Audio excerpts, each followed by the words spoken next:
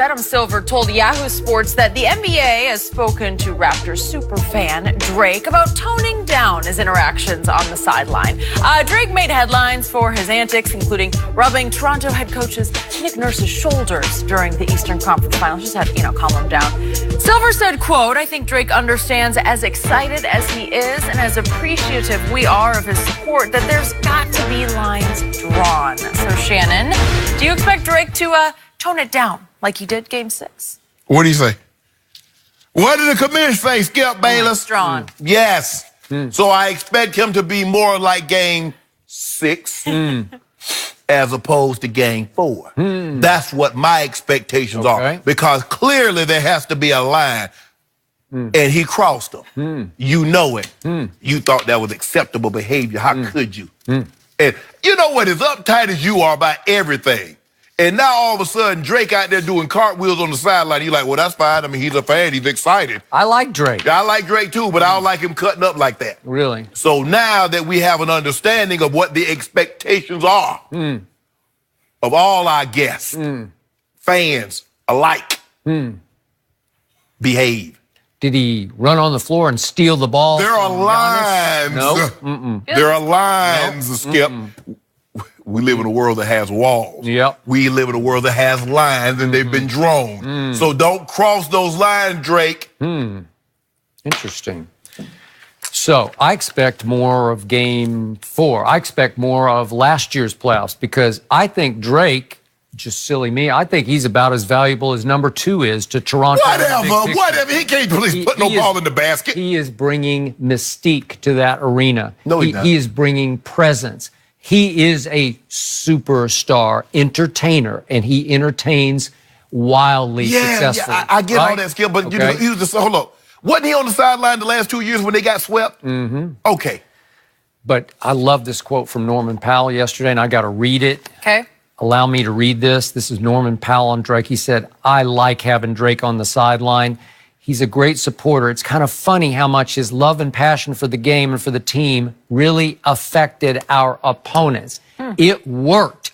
It was getting under the skin and into the psyches of Budenholzer So just for my edification or clarification. So this is Drake's first year as a fan and sitting on the sideline. Am I correct?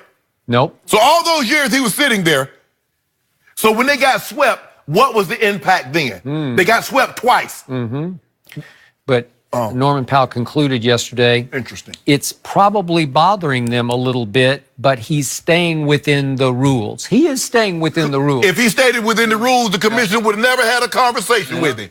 If he was in the rules, Commissioner Silver, who's great, I might add.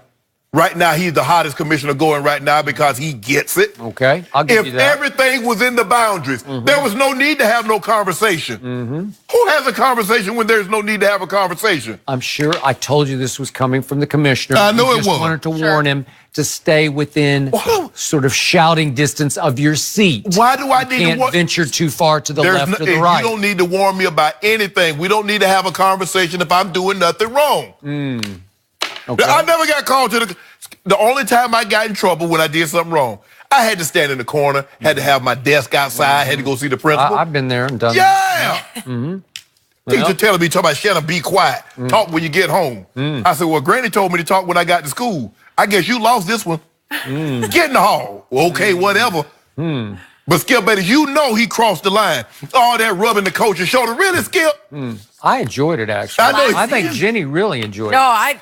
Look, okay, but Drake has over 100 million followers on Instagram and Twitter combined. So think about his reach. And I thought, remember the map we had yesterday of all the fans rooting for Toronto? I wonder if Drake has something to do with that, honestly. Because 100 million people are following Drake's moves. He all on the sideline playing. So can I remind you how this started in last year's playoffs? And again, He caught that L. They were ingloriously swept out. I got that. Well, why was he acting like that then, Skip? Hey, remember, Kendrick Perkins stepped to him.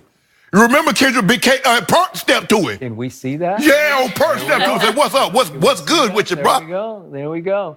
So what was the backstory there? Yeah. Our man Perk is walking off at halftime, and he starts trash talking, to put it mildly, his old friend and teammate Ibaka. Right. And Drake took it personally, and Drake tried to intervene, but he didn't leave his seat. He just, because they were walking right in front of him, he just interjected his 2 cents. For what? Okay? Because he's Drake. Yeah, okay. Yeah. Perk said, what's good with you, bro? He's defending exactly his own, right? yeah. And by the way, Drake is not a bandwagon fan. He did grow up in Toronto, so you got to give him that. I give him that, Skip. It's not like he just jumped aboard and said, I think I'm a Raptor fan. No, right? I'm giving him that. I'm giving him that. Okay.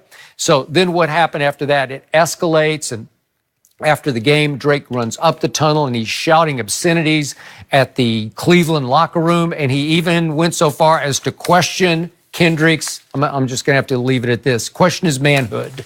You know, it got really deep. And of course, Kendrick's response was, what's he going to do? Like, well, what's he going to do to me? Nothing. Because that's the one man I would not mess with. Nothing. That's just me. I'm not going to mess with him. No, right? he ain't going to do nothing. Yeah. He going to get that beard groomed. Okay. He going to do hotline bling or something, but he ain't trying to do nothing. Okay. He ain't trying to see Perk. Okay, he ain't trying to see him, but he can get in his face for a second. Man, he better sit down. Because you got all kinds of security around, and you're okay as long as it's right there on the edge of the court, right? Okay. But see, this is how security works. Yep, they stand to the side. See, they standing to the side of you. So while you are there bumping your guns, right, I'm coming right down the pipe. Yeah. And then he got after John Wall in a previous round of last year's playoffs. He's yelling at him. He's yelling, "You're a bum," to John Wall. You know what? Yeah. Let him come to the Staples.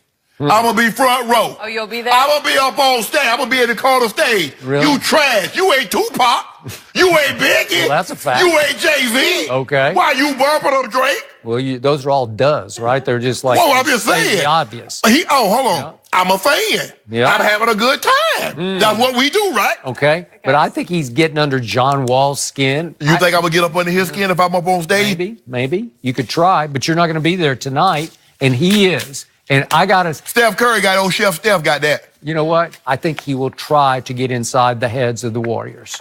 Nah, I think, he going to be cool. You can do that while you're seated. He cool. I mean, he cool. He going to be cool with Steph and Clay because, they light-skinned brothers. They stick together. He ain't going to get too crazy. I got it. And I think they're friendly. I don't know if you'd go so far as to say they're friends, but I think they're friendly. Yeah. But all is fair in love in the finals. It's hard to get on Steph. What you going to say? Oh, you a little baby. Go on. How you trash talk, Steph? Well, you could say you choke in the postseason. That'd work, right? Oh, you like? Well, you could. You ain't even really enjoying the NBA. You married with 3 kids. Yeah. I mean, come on, what kind of trash talk you gonna give him?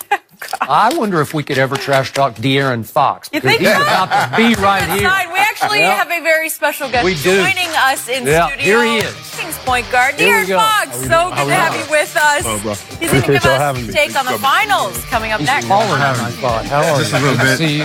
You too.